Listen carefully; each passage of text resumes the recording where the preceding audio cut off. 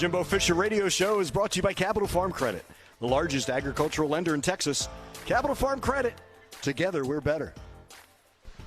Good to see everyone here at Rudy's, 504 Harvey Road here in College Station. Chance to talk Aggie football. Although Jimbo and I were just talking basketball before we got started. Yeah. Bobby Knight passing away. Yeah, it's a shame. Bobby Knight passed away today. One of the great legends and coaches of all time, and was a huge fan. Some great teams. I was just telling you, a friend of mine, Jeff Turner, who played for the Magic when I was there, but he had left Vanderbilt, was with the Nets on that 84 team. 84 Olympic team, Michael Jordan and the boys. And like I say, he picked a lot of guys on that team that no one thought. Kind of like the Olympic team in 1980 and hockey team. Correct. It was under Herb Brooks. Right, Herb Brooks did it, and the way the training and all that was, and they won it. And I mean, there's a lot of guys. I remember Barkley. Was one that they thought was going to make it. Some of those guys, some of the big names didn't make it, but Bobby always won. He picked the 12 that were going to represent the U.S. That was an awful lot into that one. And no, Jeff told me he flat out loved playing for Coach Knight. And the guy won. That 76 team, maybe he's arguably as good a team as unbeaten. Yep, last unbeaten team. Yeah, and then in 81 he does it again. 81 they won it. 87, 76, 81, 87 they won that. Keith Smart in 87. Keith Smart, Alford. And the one thing I love that you said, because we sometimes forget who doesn't finish first, right? In 75 they lose once. Yeah, right? Scott May broke his wrist, and they might have won it in 75. Yeah.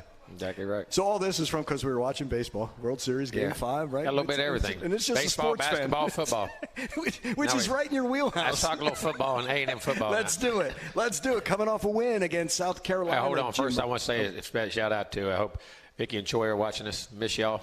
Love y'all.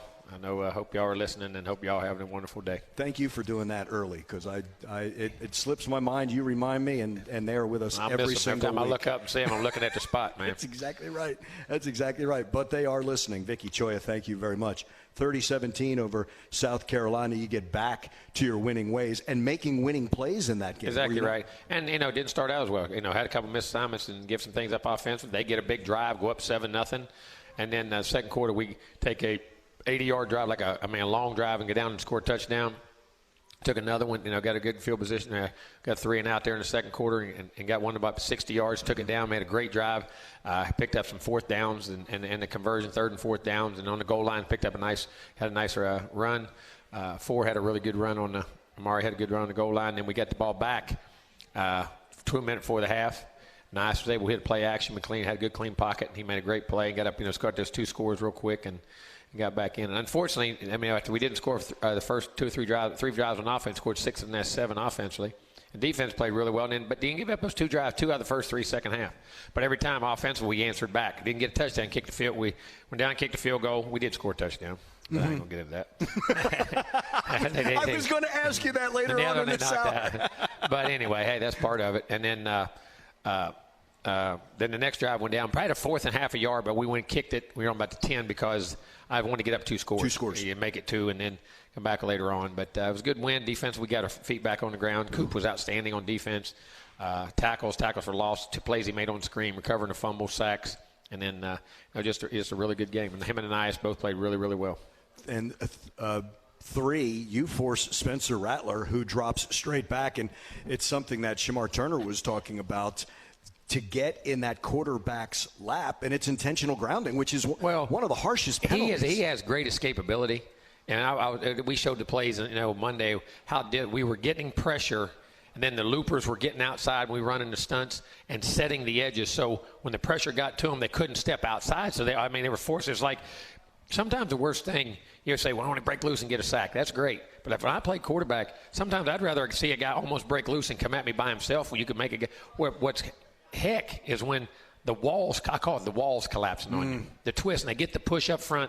They set the edges, and it's like you can't step up, you can't step out, and everything just like collapsing on top of you, man. It's a frustrating feeling.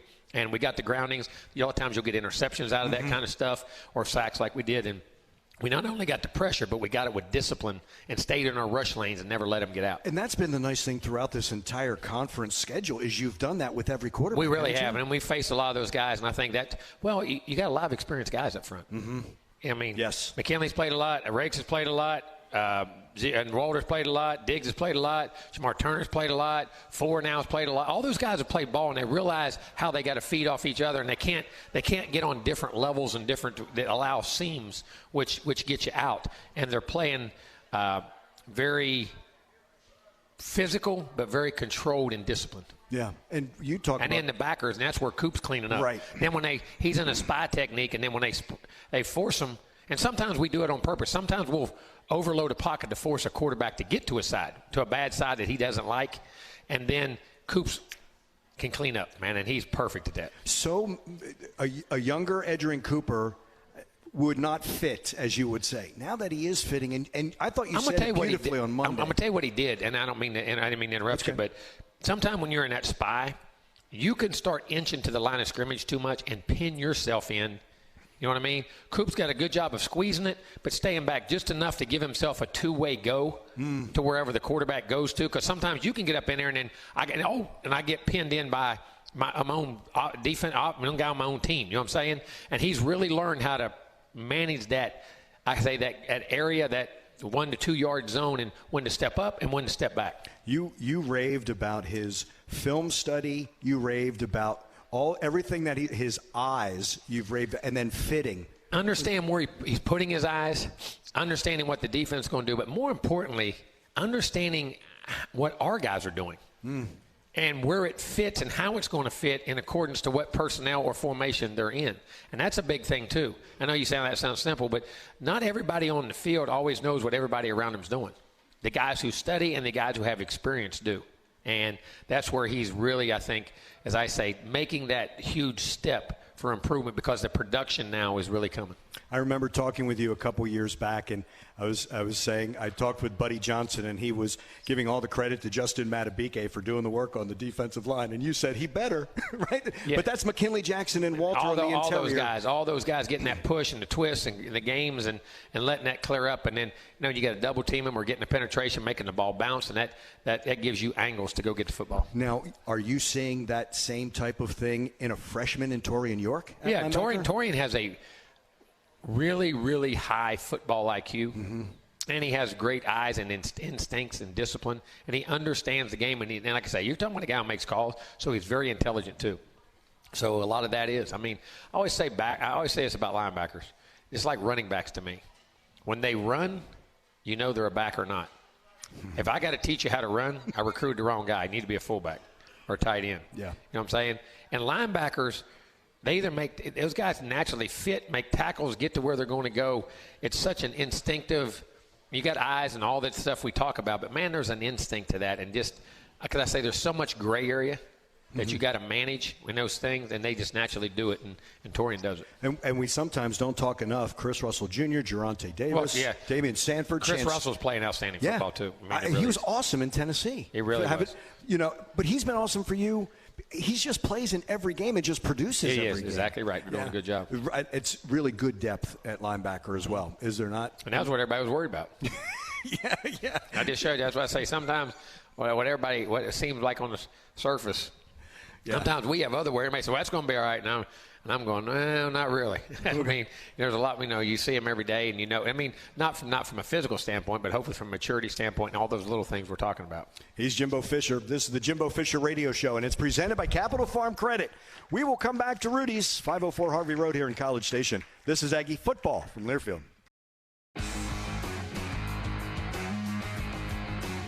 Aggies Can is celebrating over 2 decades of giving back to our local community. You can text Aggies Can to 83200 to support the Brazos Valley Food Bank now through November 19th. Special thanks to Brookshire Brothers, HEB, KBTX, and Whataburger for partnering with our Student Athlete Advisory Committee in support of the Brazos Valley Food Bank and the 12th Can. Again, text Aggies Can to 83200 or visit 12thman.com/Aggies Can to learn more. They are checking in from Tokyo. That's Ronnie Barker is listening. James Anthony, class of 75, is in Thailand. Beat the hell out of Ole Miss, he says. Rudy's in Corinth. He said he's watching on my phone, but also watching the World Series. Can totally understand that. He wants the Rangers to go Jollyville, Texas. And, of course, Effie is in from Melbourne along with Olga. Who has not checked in yet is Tyler from Spartanburg, South Carolina. Inside joke, everyone. That was Dabo and Clemson earlier in the week. What Jimbo referred to in the first segment, Max Wright caught that. That's a touchdown, right? Yeah, I mean, and they know the explanation. I can actually see the guy on the field, how bang, bang. But that's what replay's for. It shouldn't, it's got to be overwhelming evidence. Well, it's either it is, whatever it is, it is. I don't get that. But, the explanation we got was, the foot was down, but we couldn't tell if he caught the ball without it moving. So, in other words, it didn't move. Right. And you knew it didn't move. So, if it didn't move and the foot's down, it's a catch. Yeah. I'm glad those people don't do something more important. They have to make important decisions on life and death or something. You know what I mean? It's only life and death for everybody wins a game or loses a game. That's exactly right. I'm kind of being. That's kind of a there's a side jab on that one too. There's a little bit of truth in that, also. There is. All right. If it didn't move, and I couldn't tell if it moved, so it didn't move. And the foot's down, that's called a catch. Yeah. That's that simple. The hardest thing. We make things harder than they are. We do. And when you talk about the different games on a Saturday, the CBS game's going to have more cameras than, let's say, an 11 o'clock. See, that's the other thing, which I think is ridiculous. Why is one game, because it has more TV coverage, more important than any other game? Yeah. The standings and the results of it determine on who won a championship don't. Right. You know what I'm saying? Mm-hmm. I think there ought to be the same number on all. So one thing to do is you have each school invest in cameras so they're in the same spot in every stadium and throughout the SEC. Exactly right. Yeah, you could do it all that. the same. Yeah, and then you have that look. The NFL ain't like that. What's interesting is their number one game has the most, but it's very similar. The CBS game on Saturday has more cameras than the number one game on Sunday. Yeah, but I know what you're saying. You're exactly right. You can't. It's not. The NHL it's not fair. has a camera over goal, right. And to say, and it goes back to the call on the field. And if we don't have the evidence, then that's the difference between stands and confirms, by the way. Anyway, Max will be on the pulse, so that's going to be a really good segment. And you said something a couple weeks ago, and I really liked that. You don't make players change positions. He came in as a D lineman, turned his body into a tight end. He's a tight end, isn't he? Yeah, he is, no doubt. Like I say, there's how many guys in the history of it have moved guys and had some really good success with that. Guys have been first-round picks when they moved and switched, not only sometimes same side of the ball, other times completely opposite sides of the ball. And I think that's part of, recruiting guys. They have multiplicity of positions, I think, I always love to do because you don't ever – because if they play – you only recruit them for one position, they don't play it. Mm-hmm.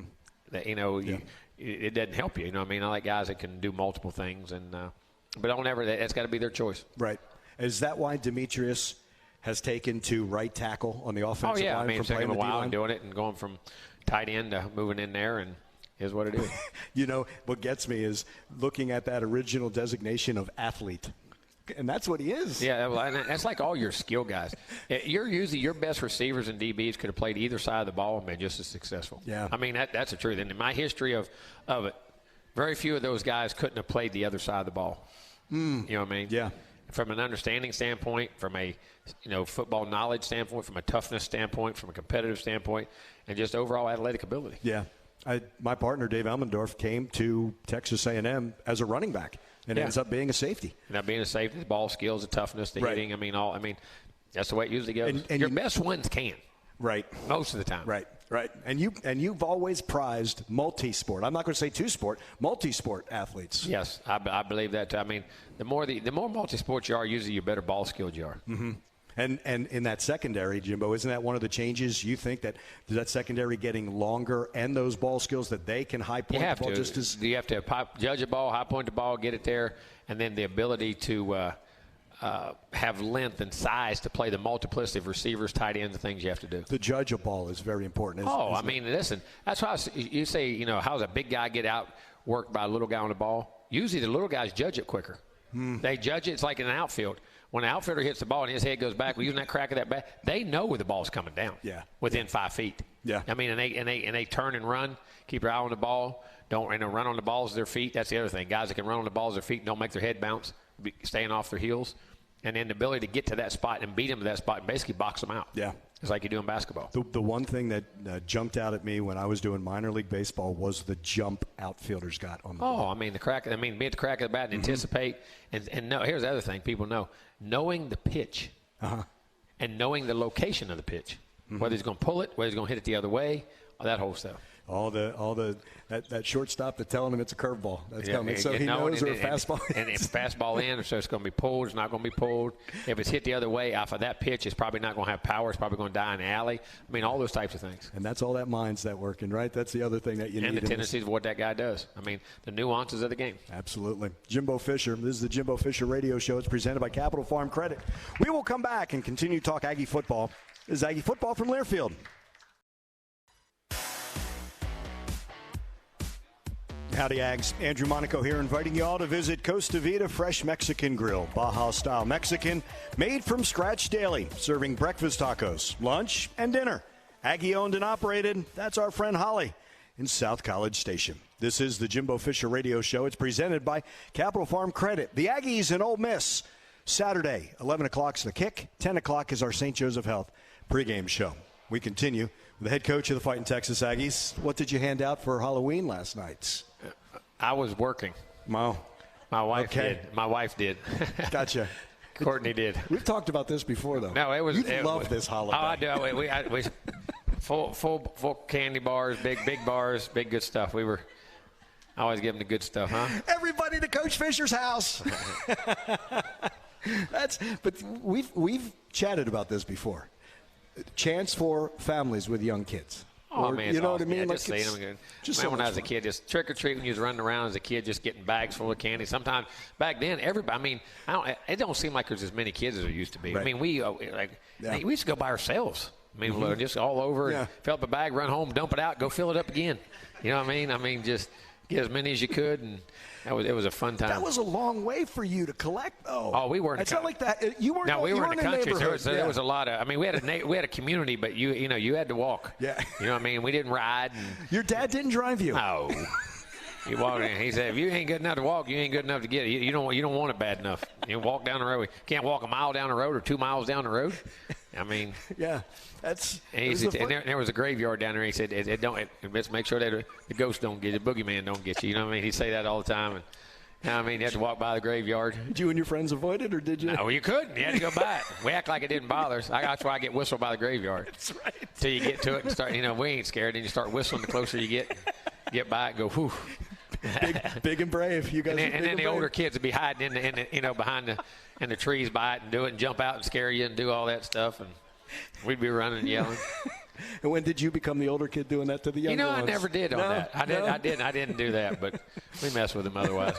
So much fun. It really is a fun holiday. That's for sure. Jimbo, we were talking in the office, and I love this because I asked you about some of the young guys who got reps, and not just the plays late in the fourth quarter. You had guys like DJ Hicks, who's a freshman. You had Sam really McCall starting to come on. Yeah, playing Sam in the corner. Sam's playing really good coming on, which is great. Yeah, Javon Thomas. Yeah, Javon Thomas getting him back, and those guys are huge. Yeah, man. and as we were talking well. about Ryland Kennedy, and you brought up something about one, fans don't always see them, but you see him through scout team and the value of scout team. Well, he was with us at the beginning of this year in scout team. He's on the other side over there playing now, getting reps. He's on special teams. And the guy can rush. He's running. I mean, this guy just played a limited amount of football. It's really coming on. He's got a lot of ability on the edge. And, just another guy that's developing, and we're doing a good job with that. I love the way you talk about guys who bring juice. Yeah, I mean, he got juice and athleticism, twitch, you know what I mean? Our young quarterback, I mean, we give him some reps with the twos and some 7-on-7 stuff, and he made a throw that he wouldn't have made a month ago. Really? And he's over there playing with the first team defense. So, I mean, you learn how hard I got to throw it, the way I got to throw it to get it complete. And all of a sudden, he starts taking reps with him, and you earn the respect of the other side of the ball. Yeah. The guys on the other side of the ball start to respect you when you're a young freshman. Come over and give them a good look and do real good, and that's the way you get. That's the way your team grows. And he's just making that throw every single time. He's making it every time. And Ryland Kennedy, like he was over rushing and just our guys, man. I mean, he had getting off the edge and learning how to pass rush, things like that. And those guys, it's making them better. I mean, I know sometimes they're on different fields, but that's what you always say about Shamar Turner, that every rep by Shamar is full speed. It's wide open. McKinley's that way, too. I mean, it was a cut the coop, but I mean, they love ball. I mean, they go and go and go and go. Yeah, and that's you've said that before. You say Shamar and those guys love everything about ball. Yeah, the guys that like that, I mean, they love the training. I mean, a lot of guys like to play ball. Just like, it's like kids like to go fishing. You know what I mean? But they don't like getting all the stuff together, all the bait, tie the hooks, make the bait. I mean, you don't like doing all the prep work to go fishing. Mm-hmm. Dad, give me the hook, give me the fold, let me catch a fish. You know what I'm saying? Yeah. Well, playing, it doesn't work like that. I mean, understands how to lift, understands the running, understands the film time, and all the things you got to do to prepare to play. And that's when you really become a good player, a great player. And does the scout player appreciate, because you've got to learn the other team? You do, and the other team, and just the knowledge of learning how to go against a top-notch player that's starting, and the level of strength, power, consistency, technique that you have to have. And that's what you learn on that scout team. Yeah. And when you're going up against an Ananias every rep, right? Yeah, I mean, how to cover, how to go. I mean, those guys are going full speed and what it takes to play at that level. He's Jimbo Fisher. This is the Jimbo Fisher Radio Show. It's presented by Capital Farm Credit. We'll step aside and come back to Rudy's. This is Aggie football from Learfield. Barker's Heating and Cooling is proud to be the official heating and cooling provider for Texas A&M Athletics, earning your seal of approval since 1974. A lot's changed since then, but our pride in Aggie football and our commitment to providing great service remains as strong as ever. Barker says, "Gig 'em, Aggies." It's the Jimbo Fisher Radio Show, presented by Capital Farm Credit. And the calendar moves to November. And, Jimbo, November football's just different, isn't it? Remember November. You help you got in a situation now, and you can have a great November, put you in a great position to have either with playoffs, great bowl games, things like that. November matters. Coming off the bye, you talked about 5 games left, and after the win, you said 20%. We just finished 20%. Yeah, exactly. I got 4 left, and, we got to take them one at a time. And need to start picking them off. Someone asked Jamar Turner on Monday why this defense has been so effective. He said, because everybody's doing their 111th. Yeah. Really interesting, wasn't it? Everybody's doing your job. That's what we call it. Everybody 111th doing your job. It's not like, what is it? Nothing. You're doing your job. You're doing it at a high level and doing the fundamental things at a very high level on a consistent basis. That equals execution. Yeah. And then when you execute and you have athletic ability, play well. Yeah. Are you happier because it's so consistent, Jimbo? It is every week. It's part of the DNA. It's got to be. The identity. It's got to be. I mean, it's who you are. It's a standard. Yeah. That's why it's standard over feeling. You're understanding that. Yeah. You talked about one of the few times this year a slow start, but you made the adjustments. We did. We've scored almost the first drive of almost every game. Yeah. And we did, and got the adjustments made. And had a couple miscommunications is what got some missed assignments. And that people don't realize somehow just one call can set things. Just one little call here and there, and you got to communicate. That's part of it too. You got to pre-snap communicate. You got to then communicate during the snap. Post snap, as I say, as the ball snapped, and you got to execute. But we got it going on both sides. Right. And then played really well. We talked a little bit earlier about that second quarter. You talk about that complementary football, the offense and the defense. And, Jimbo, I thought that second quarter was the perfect example. Well, it was. We had long drives. We got 3 and outs, and then we had a long drive to even it, then got 3 and out, then got 2 scores off of that, and played and took advantage of everything and played that way. And then the third quarter, we kept moving it offense, didn't score, but had to touch it, like I said. But we uncharacteristically gave up a couple drives defensively, but then you picked it up enough to stay ahead and keep the 2-score lead until you could grasp it and then get back at the end. Only 2 penalties, 0 turnovers. I mean, in that one. Not self-inflicted wounds. Right. Turnovers is the number one thing in tournaments games. Big plays is next. Then you get into your penalties and red zone type, all those types of things, the self-inflicted things, and we didn't have them. And especially where they occur and when they occur. Oh, no doubt. I mean, no matter where they're bad and they cost you, but like you say, there are better times for bad things to happen, and you don't want any. But sometimes where they're at, what time of the game they're at, or situations. You've used this phrase a lot, and I think it speaks to the talent on this team. When you were asked on Monday about Mark Naboo coming in and playing, and Cam Dewberry, and obviously Basantis and Crown over at right tackle, you talk about you have more than just 5 starters. Yeah, the other guys deserve to play. And some you may pick a guy to start, but you could pick the other guy. Yeah. You know what I'm saying? It's just the routine we have or the role we have, but they deserve playing time. You know what I mean? And I always say that's when players deserve it, you're going to get it. And I don't know a coach that won't. Yeah, that's exactly right. I told you about you told us about Cam Dewberry getting that. If you're going to have your first start or first reps at Alabama, and it didn't faze him, and you just see that confidence. Naboo, you talked about the versatility of a Mark Naboo. Yeah, play different places and different things, and learning to play, and has a tremendous future. Which helps you now, and it helps him in the future, correct? Oh, yeah, it makes your value go up. Yeah. I mean, your ability to be moved, if you can play center, guard, or tackle, and your value to the next level, and to the team you have right now. Yeah. Amari Daniels, the long run, as you talked about, there's that burst and the speed that he has. But I love the touchdown was second effort and all the strength that he put on in the offseason, and that fourth down to seal the game. Balanced body control, getting the ball, closing it out, and learning how to run there. I mean, everybody wants to go make a big run. Not every run's a big run. You got to be happy taking 1, 2, 3 yard gains, sometimes 4 yard gains, and taking 2 yard. The great backs make 2 yard runs, 4 yard runs, 4 yard runs, 6 yard runs. You know what I mean? And then eventually they start to pop, and he's learning to do that and understanding the situations of how to do things in certain situations. Yeah, and the fourth downs, you went a little tush push. Yeah, we did. Well, we were up there in the right situation, and the sneaks went well. We got the guys, and it worked out well. I always like to see 24 on the field earn his crown over one because he's so effective. But he's also one of the most likable on this team by his teammates, isn't he? He is a tremendous human being. Yeah, which makes it a lot of fun. And it's great to have that kind of success. And as you were asked Monday, okay, this week, are you going to go for it on every fourth down? And you reminded everyone, you know what, it's situational. Let me ask you something. Do you think that's the thing about analytics? You coach from a book. Well, if you coach from a book, anybody can coach. It's like coloring by number. You know what I mean? Everybody knows what to color. A true artist, he may make it blue one day, he may make it light blue the next. Whatever. He sits in this. Numbers and analytics say one thing. Mm-hmm. Flow of the game, score of the game, time of the game, and personnel. Mm-hmm. Yeah. Like going for 2 minutes. How experienced is your quarterback? How well is your offensive line when you're throwing? Different scenario. It's not cut and dry. If it was a cookie cutter, everybody, that team did, they got different personnel.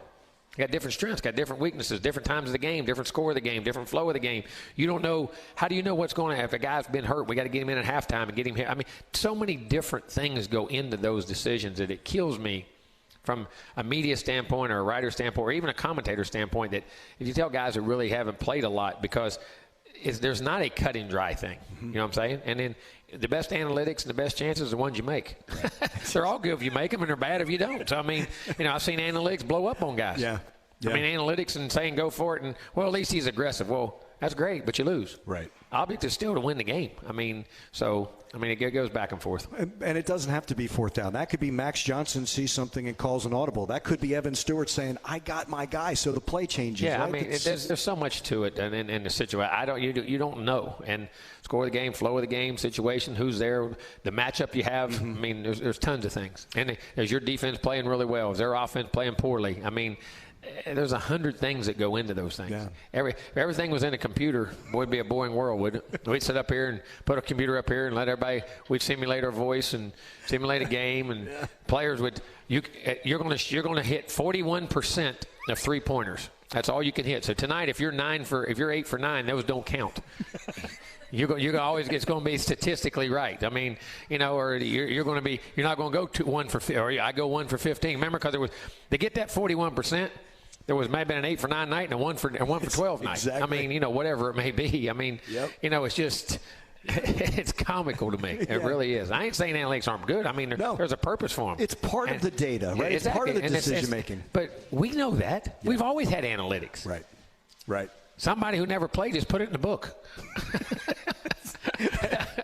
That's the fun. Or some old coach or it's funny. Yeah. Or the commentators I always say that the commentators that are commentating on you, they're commentating and not coaching for a reason.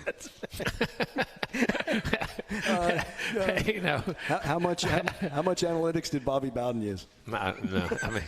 And Bobby would go for it on all kinds of stuff. Yes, he would. He was a gambler now. Yes, he would. He would call any play on any time. How about 4th and 2 punt Ruski? Yep. No one saw that coming. And a tied game.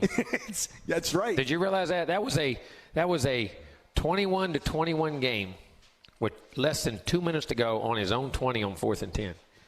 And people don't know this. And Clemson knew they had the fake punt.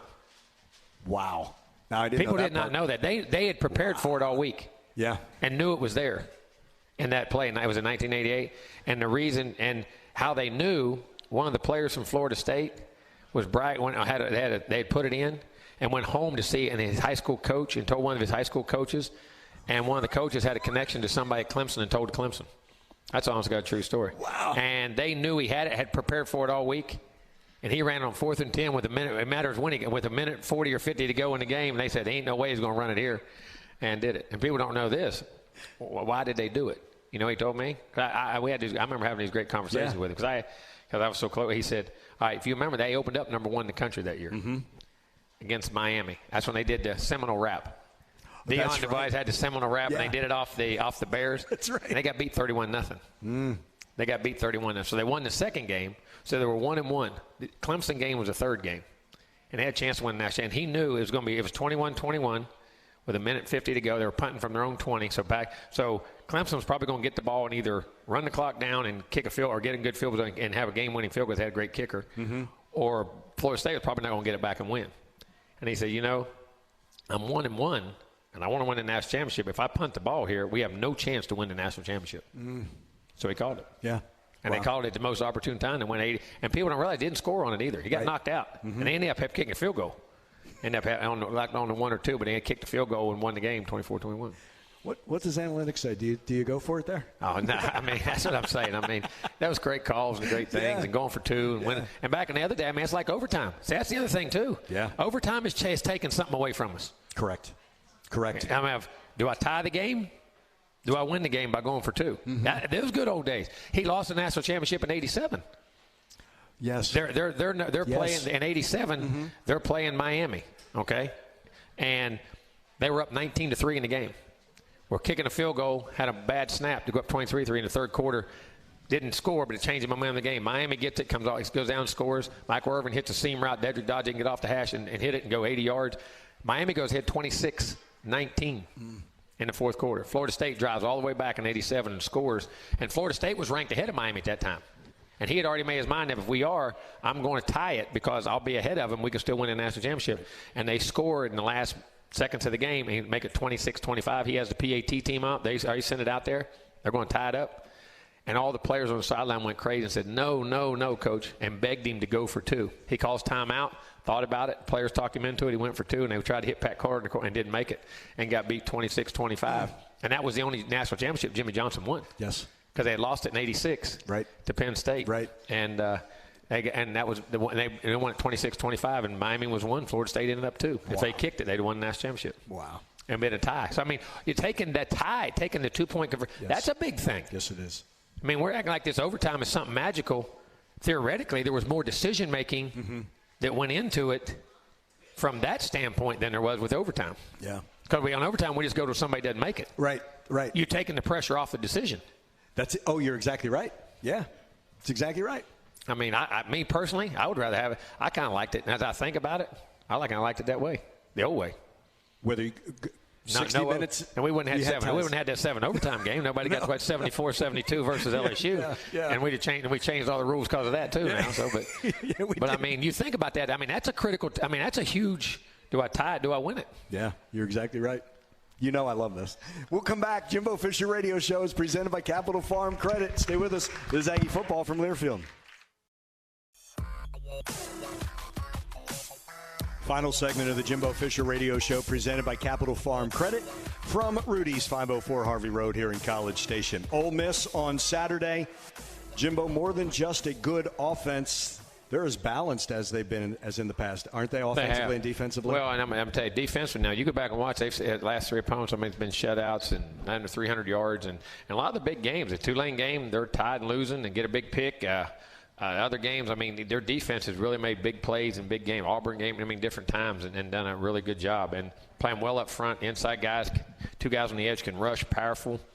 And they got the young guy 4 now playing on the edge along with the other guys 15 and 2 and 89 inside, 90 inside, 95 inside. Backers athletic, can run. Corners long. Safeties tackle well. I mean, they're playing really good on defense. And, we're going to have to score some points because they can score some points on offense. We got to have balance and keep our defense off the field. And offensively, quarterback's athletic, creates plays, plan runs and ad-libs. Backs are really good. Hurry up, tempo. Receivers, 9's the big guy. He was in the portal. We recruited him. Really good player, athletic, long. Done a good job. The 11, 19. 11's back now with his hand, 19. Guys can quick catch, run, play. I mean, they got good. They take shots, get the ball down the field, run the football. Do a good job. Lots of yards. Special teams sound per catch. Yeah, and they've always been a special team as well. And you talk about Jackson Dart. I mean, besides Judkins, besides Bentley, he's the third leading rusher, but they go deep that way. And like you say, designed as well. Designed and improvised. So, and he can get the ball down the field. Now, I always say this, and again, because I look at the world through maroon and white glasses, they're going to have to go up against a defense like Texas A&M. Yeah, they got to go to the defense, and hopefully, we got to win up front. We got to cover them down in the back end, and we can't let them get those shots and take all day to get the ball down the field. And we got to cover them. We got to tackle well in space, and we're going to have to get lined up. That's everything. Lined up and communicated is the key. Early to get your guys in the right place, and then you got to react and play. And then we got to win the battle on our side on the offensive line. We got to win up front, be able to run the football, have balance, be able to get it out on time, protect the pocket, and then we make our plays, make our catches. Beat the hell out of Ole Miss. We'll see you on Saturday. Thank you so much. Jimbo Fisher, the Jimbo Fisher Radio Show. It's presented by Capital Farm Credit from here at Rudy's, 504 Harvey Road here in College Station. And Rudy's is a proud sponsor of Aggie football, so be sure to stop by your local Rudy's or Rudy's.com for some real Texas barbecue. Enjoy 100% oak smoked meats, delicious sides, and Rudy's signature sauce. Miss Kelly Jackson has been the producer of the Jimbo Fisher Radio Show. Tony O'Neill as well in our Learfield studios. Kevin Menchow is our engineer. We thank you so much for joining us. For head coach Jimbo Fisher, I'm Andrew Monaco. Thanks for joining us. Thanks and gig 'em.